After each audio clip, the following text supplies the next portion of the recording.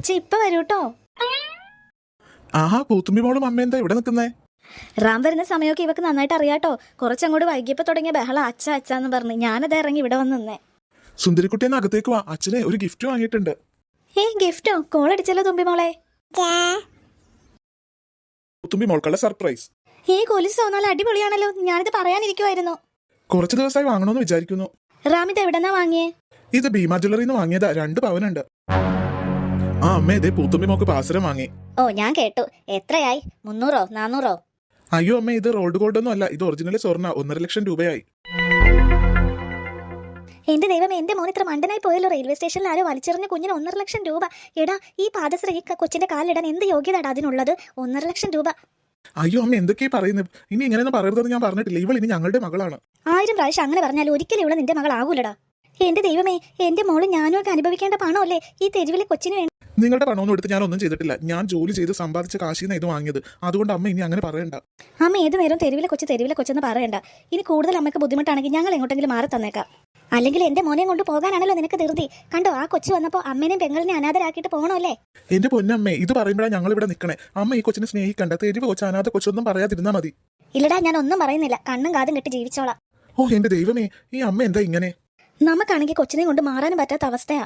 എന്ത് ചെയ്യാൻ? പോകെ പോകെ അമ്മ മാറിക്കോളും. അല്ലാതെ ഇപ്പൊ എന്ത് ചെയ്യാനാ?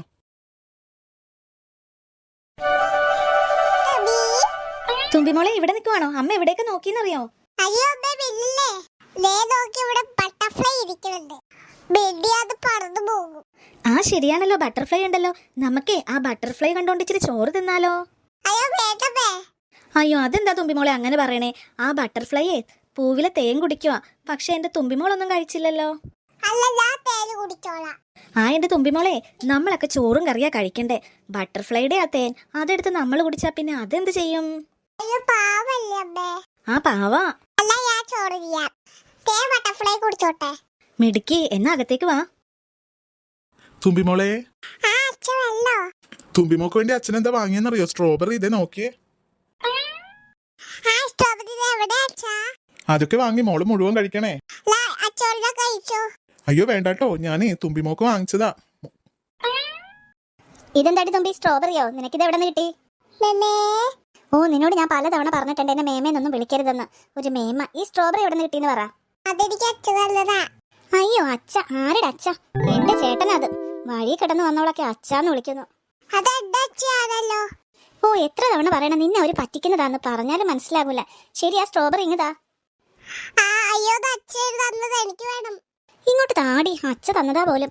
ഓ, സ്ട്രോബെറിക്കൊക്കെ എന്ത് വിലയാ. അതൊന്നും നീ കഴിക്കണ്ട.